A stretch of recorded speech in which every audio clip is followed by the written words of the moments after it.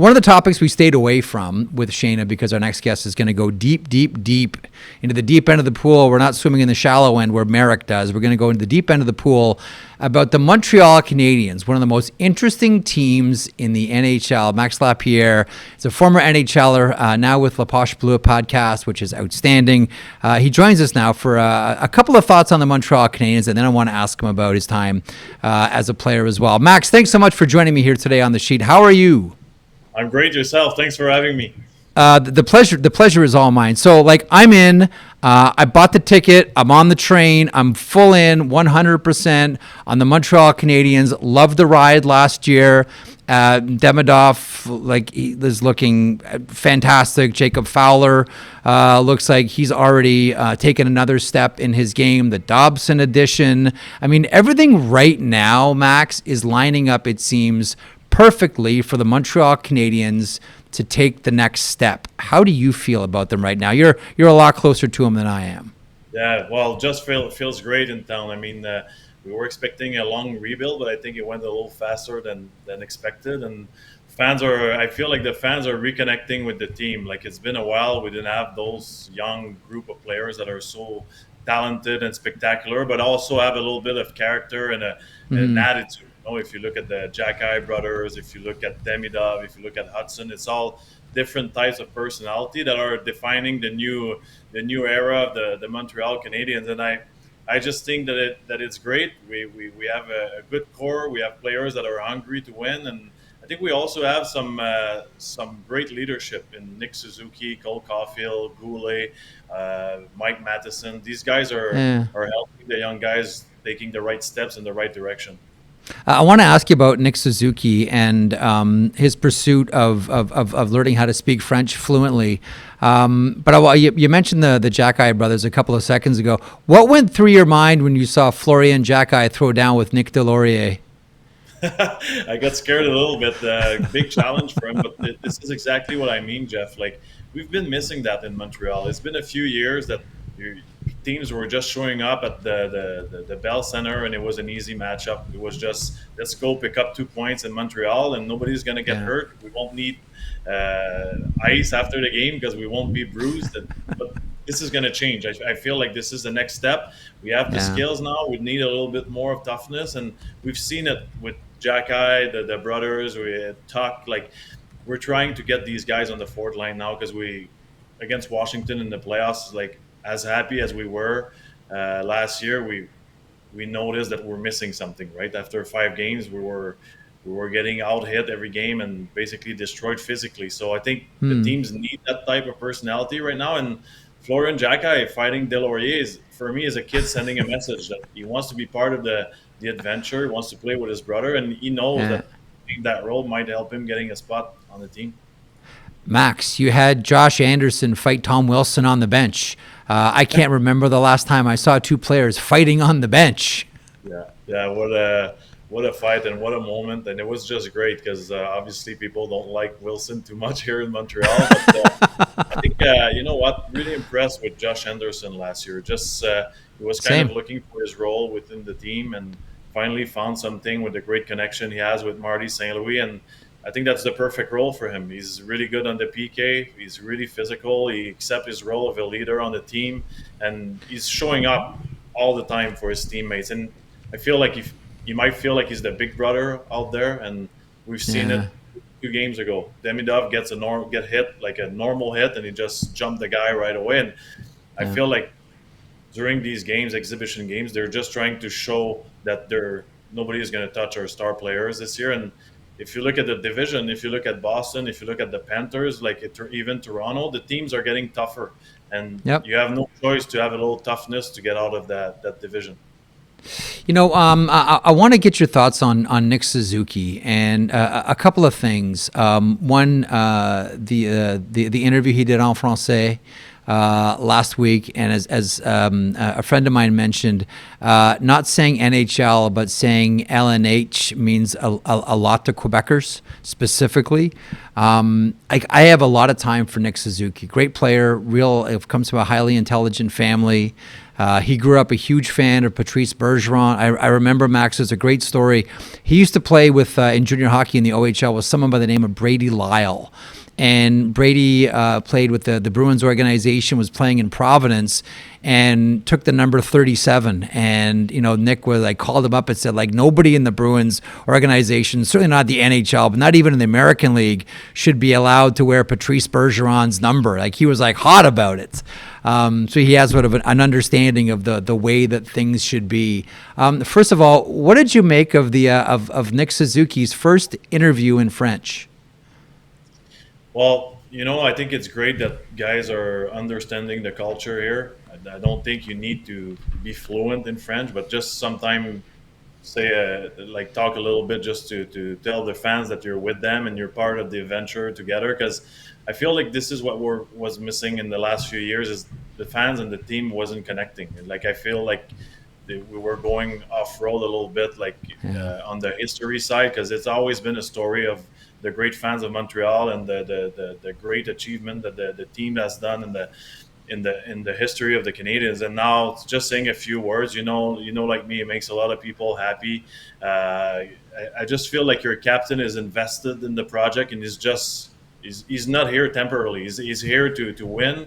He's showing that he's here for a long time, and he wants to bring everyone aboard. He wants everyone to be part of the next era of the Montreal Canadiens. And for me, you said it well, Nick Suzuki. If I don't want to compare him to Patrice Bergeron, because Patrice is a good friend and I know how good he was of a player, but I think he's taking the direction right now to be a great leader like Patrice was. And it's just the way he behaves on the ice, in the gym, with the fans, with the organization. Just what he's done last year, going to Kent Hughes and saying, hey, keep the guys. We want to make the playoffs, and make sure you don't trade everybody away. And that's big leadership for me, because you don't expect that from Nick Suzuki just because he's a little bit of a quiet guy.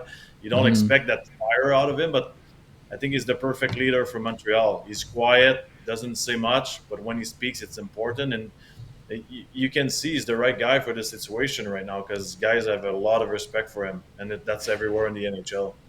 Let me ask you about Zach Bolduc, because I thought this was, sort of undercover one of the best moves that I saw in the offseason. Montreal gives up a big, right-hand shot defenseman in Logan Mailloux, and they bring in Zach Bolduc, 19 goals last season. One person in St. Louis. How about this? One person in St. Louis told me, towards the end we started to see some David Perron in Zach, and I really like, the way David Perron plays. I'll even go one further. I even see some Max Lapierre in Zach Bolduc as well. What do you see when you? With the puck, well, listen, I wasn't going to say it, but now that you brought, listen, he's a really fine hockey player, but you were a nasty bit of business to play against, and that's what I can see Zach Bolduc turning into. He can be a combination of certainly who he is, and he's going to be a goal scorer as well, but there's a nasty side. Side to this player as well. What are your expectations for Bolduc on the Montreal Canadiens? And how about this one? What's it like being a Quebecer playing with the Montreal Canadiens? Well, first of all, with Bolduc, I think is exactly what we needed. A guy that can score goals but be physical at the same time and bring that edge during the playoffs. I think a lot of people are seeing him as a depth player here, because we don't know him really much in the market so far, but I see him in the top 6. I think he's going to be in the top 6. I agree. He deserves to be there. He's got a good shot. He needs a good center to feed him the puck if he plays on the wing. He's going to be a great power play guy, and he's going to bring that internal competition that you need in a winning team at one point, because I feel like in the last few years, as great as it was for the young players coming in, like Slafkovsky, Demidov, and Hudson, and all the guys, that I feel like the guys were going to the rink and they feel safe about their place in the lineup. They feel safe. Let's say Slafkovsky feels that he's going to be on the first line for the rest of his life, and nobody's going to challenge him about it. And Bolduc is the guy who's going to do it. I think. I think he can play a few on the first line during the year. I think he's going to play on the second line. I think if things are not working well in the first PP, he's going to be right up there. And he was there for the first exhibition game, so he's going to be the guy to challenge for your place. And this is, like me, Jeff, it's pretty good for the team, because then guys have to raise their game a little bit. It's to your point earlier. This is a team where there are so many distinct personalities and players that do a lot of different things. Like I've always talked about how, teams can be loaded with skill, but if every player does the same thing, the team's not going to achieve much. Like I've maintained that one of the issues with Toronto, for example, while Marner was there were more players that were similar than they were different. And I look at the Montreal Canadiens, and I'm like, there's a lot of different players here. And one of the ones that we're all wondering about, and, we're saying things like, okay, it's Demidov versus the field for the Calder Trophy. Who you taking? What's your expectations of Demidov here? We've already got a glimpse of what he can do. We all know the high level of skill, but we also know that the NHL is a really hard league. What do you expect from Demidov this season? Man, I have no idea, because he's so spectacular, and I've seen him all summer working on the ice. I don't even know if him and Hudson got off the ice once this summer. They just love the game. They just want to be the best. And I was on a show with Tony Marinaro this week, and I was talking about a comparison I'm making with Tom Brady's attitude. Like they don't accept making mistakes. They don't accept just not improving every day. And you've seen it all over the ice, like all over Montreal. They were on the ice. They work in every tournament they could play. I even play with them because they were in my tournament for a 3-on-3 tournament. And I'm like, what are they doing there? They're just looking for ice and games, so. But Demidov he's probably the most skills player I've seen in many years in Montreal, like since Kovalev, I would say.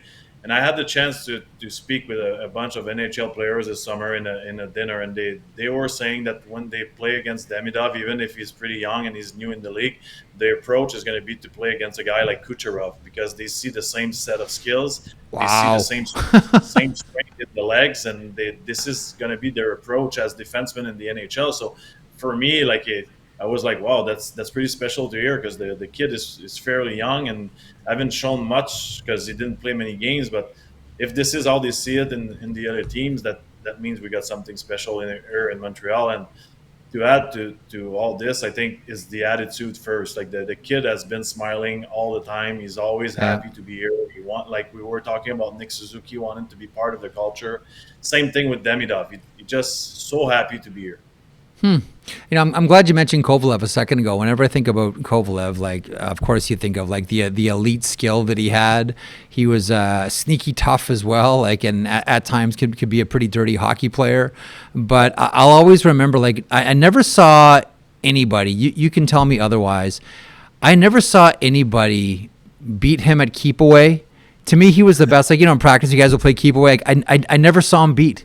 Ever. Was he the best keep away player you ever saw, or was there's some? Crosby was great, Datsuk was great, but to me Kovalev was the best at keep away. Yeah, because he was so strong and he was proud about his stick handling, and he used to ask me and Guillaume Latendresse after practice all the time when we were young, starting in the league, said, "Hey, you want to play keep away?" And yeah, it was it was pretty tough to get the puck away from him, and then when I would do it, I would lose the puck in 5 seconds. So it wasn't much fun for us. But Covey was really strong, and like you said, he had undercover toughness. Just think that play with Darcy Tucker. Remember the elbow? Oh, the elbow. Yeah. That was what he would bring to the table. Just a great teammate as well. So it's the first time since that I've seen a guy that every time he has the puck, you're getting up and you can't wait to see what he's going to do. Because I don't know if you watched the first game he's played this year. Oh, yeah. The little plays on the power play, the backhand saucers, and the reads. We've been talking about the first power play a lot on our shows in Montreal, and I don't see how this kid is not going to be on the first PP. I think he's too skilled, and I know he's young, and you need to prove that you belong there. I don't see how he's going to be on the second power play. And that's probably going to be one of the big challenges this year with him and Dobson, because I don't think you sign a defenseman to be on the second PP when he had 70 points 2 years ago, and he's just going to say, yeah, perfect, I'll just wait and play 20 seconds of PP. Yeah. I don't think it makes sense, and this is where the challenge is going to be huge for Marty St. Louis.